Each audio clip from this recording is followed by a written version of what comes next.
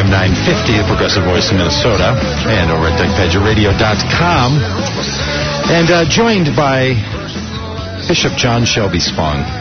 Bishop Spong, thanks so much for being on Doug Pagitt Radio today. Really appreciate you being on the show. It's a pleasure. Thank you for having me. Thank you. Hey, you've written this book called Reclaiming the Bible for a Non-Religious World. And you've decided to help people to try to understand and to advocate for taking another position on thinking about the Bible. And you want people to think about, care about, love, and engage with the Bible, if I have you right, but with a new relationship. Is that right? Is that something about what you're trying to do in the book? Yeah, the conflict that goes on in our culture today is between a literalistic, fundamentalistic understanding of the Bible that causes us to go off in strange tangents like birth control debates and abortion debates and homosexuality debates. And the alternative to that in our world is to give up religion, the church, and the Bible altogether and become part of the secular society. And the great political tension in America is between the blue states, which are basically the secular states, and the red states, which are basically the religious states. And I think both of them miss the point. That is, I think that the scriptures, when you begin to understand them, were never intended to be read literally. They weren't written literally. They're written to discern some aspects of life and of our own humanity that you can only talk about symbolically anyway. And I think that if we can get that through, we will sort of stop the exodus of people from religion because they don't want to park their brains at the door of the church, because they can't think in church, because the concepts are all sort of ancient, medieval, or even earlier than that. For example, the Bible is written as if the earth is the center of a three-tiered universe. And lots of Bible stories assume that, everything from building the Tower of Babel so high it could get to heaven to having Jesus rise up into the sky at the end of his life. The assumption is if you go up high enough, you enter into heaven. We know today, as space-age people, if you go high enough, you either get into orbit or you sink into the infinity of space. That's a very different concept. And if you're still reading the Bible through the eyes of a three-tiered universe, which we really haven't believed in since Copernicus in the 16th century, then the Bible becomes very irrelevant to the lives that people are living, and they don't see any way to get inside that book and to see its other value. Now, Bishop Spong, let me paint for you a bit of a picture. I went to seminary back in the late 1980s and early 1990s, and at that time, I was hearing about you and other folks that you were running around with in the Jesus Seminar, and people were saying back then that basically you folks all wanted to kind of get rid of the Bible. You wanted to lose the Bible, you wanted to be freed from it and all that. And how is it that if you have this, knowing that you have a perspective where you want the Bible to be alivened in people's lives in the way that it was meant to be, as opposed to in these forms that the churches and religious theologies have chosen to re-narrate the story of the Bible, why is it, do you think, that people hear from you, or maybe they do now, or at least were in the past, that you're people who find yourselves to be antithetical to the significance of the Bible? Yeah, well, it's really a combination of profound ignorance and a deep chasm between what is going on in the Christian academy and what goes on in the Christian pews. And unfortunately, or fortunately, I've been on both sides. I've been a parish priest for 21 years. I was a bishop for 24 years. I've taught at Harvard. I've lectured at Cambridge. I've lectured at Oxford. I've taught in the Graduate Theological Union. I've been a member of the Jesus Seminar for 20 years. You're a big deal. Well, it's just that I'm living in both worlds. I'm living in the world of academic scholarship, and I'm living in a congregation where you meet ordinary people who are not particularly interested in the erudite debates that go on in the academy. Right. So what happens is that you either have to look at the Bible literally or you have to dismiss it totally. One other example, the first story of the crucifixion of Jesus was not written until the early 70s. That's about 40 to 42 years after the fact. It's written in Greek, a language neither Jesus nor his disciples spoke, to say nothing of being able to write. And it's written in a liturgical form. It's written to cover 8 hours of a 24-hour vigil. It was actually written to be a form used in worship, because the way the early Christians observed the death of Jesus was with this 24-hour vigil that started on Monday, Thursday at 6 o'clock and ended on Good Friday at 6 o'clock.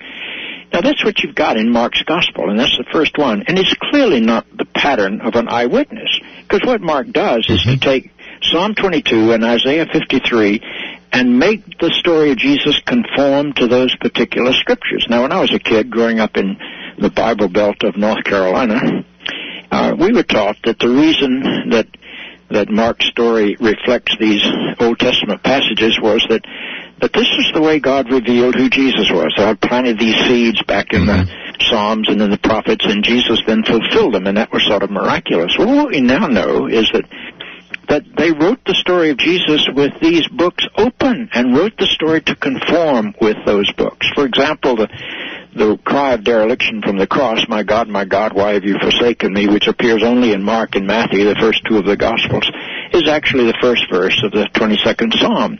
And later in that psalm, the psalmist talks about, "They divided my garments among them, and upon my vesture they cast lots," and that's written into the story of the soldiers throwing dice and deciding to keep the one tunic intact so that they rolled dice to see who would be the winner, and they divided up everything else. Well, when you begin to understand that these stories are not the stories of eyewitnesses, they're the interpretations of the second generation of Christian people relating the Jesus story to the scriptures of the Hebrew people, remembering that the Christian church didn't separate from the synagogue until about 88 of this common era. That is, for the first 58 years of the life of the Christian church, Christians were called the followers of the way, and they worshipped in the synagogue every Sabbath, not every Sunday. And they related the Jesus story to the scriptures that were being read to them Sabbath by Sabbath by Sabbath. And by the time 2 generations have passed, they formed an interpretive bridge between Jesus and these Old Testament scriptures, and that's what shows up in the Gospels. And that's what we have in the Gospels, both in Mark and Matthew, Luke, and John. So how come, especially the first three? John's a little bit different. John, what's your understanding of why that story that you've told there, which obviously makes sense? Many pastors who've gone to seminary or have studied know this. How come it still must feel like to you that when you bring this up, or when you have someone run across your book called Reclaiming the Bible for a Non-Religious World, why is it that in this educated period of time where people are more educated than any other time in human history, and more people know more things about things that matter to them, why is it that story still strikes people as if, I don't know, Bishop Spong, I think you're doing something funny with the Bible? Like, why is it, do you think, that people find it so scandalous to want to hear the Bible, or to hear about the Bible in the terms that the Bible presents itself? Like, it seems to me that inside the Bible you have this explanation of itself and how it got there, and I think, it doesn't take someone to have an advanced degree in order to understand this. So why is it that the distance from academia to the pews seems to be so insurmountable?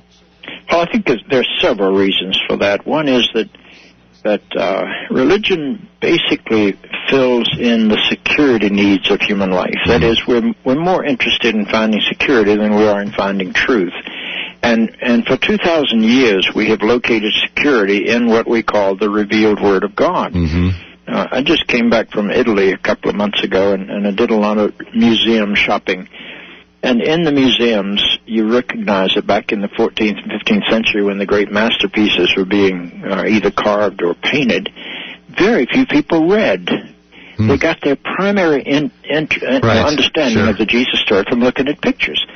And I look at these pictures. I didn't see a single picture of the crucified Jesus that didn't have a spear wound in his side with blood flowing out of it. Every single crucifixion picture has that.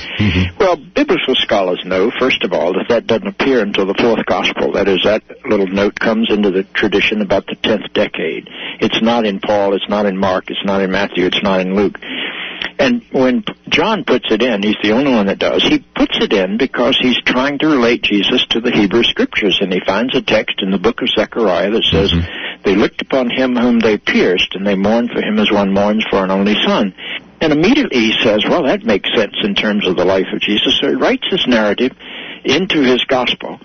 And he cites his text. He says this was done to fulfill the prophecy. They looked upon him whom they pierced. It's very clear where you got it. And so what happened is that throughout history, the painters just put the literalistic interpretation of this into the entire mind of people. Oh, interesting. In the Middle Ages, people had the Stations of the Cross. We still have the Stations of the Cross in a lot of churches, where the illiterate population could walk through the Stations of the Cross and visualize the last moment of Jesus from the time he takes his cross until the time they take him off from the cross. And that's indelible in people's minds. And on top of that, the church has never been happy with people reading the scriptures on their own. I was going to ask you about that. If you think there's something in the structural... It's as if the hierarchy has this source of power and they don't want to share it. And so they do all sorts of interesting things, like almost every Bible is printed in 2 columns on a page. That's right. Looking like no other book, yeah. Yeah, except for encyclopedias or telephone books or dictionaries, and nobody reads those. You know, you go to those to get the answers. And so they projected the Bible as that kind of book. In liturgical processions, in Catholic, Lutheran, and Episcopal services, people walk in and the gospel book is held high as if it's to be worshipped. We read the lessons and we say things like, "This is the word of the Lord." Well, if you've really read the Bible, you don't want to blame God for a lot of things that are in the Bible. Yeah, that's right. Bishop Spong, do you have to run right now, or are you able to stay with us for another couple of minutes? I can stay with you for a while. Oh, that would be just excellent. I'd love to chat with you about one more segment of the book. The book is called "Reclaiming the Bible for a Non-Religious World." You can find a link for it over at the Doug Pagitt Radio page on Facebook, and you can also find it at all your fine book resellers. Bishop John Shelby Spong will stick around with us here after the break on AM 950, the Progressive Voice of Minnesota, and DougPagittRadio.com.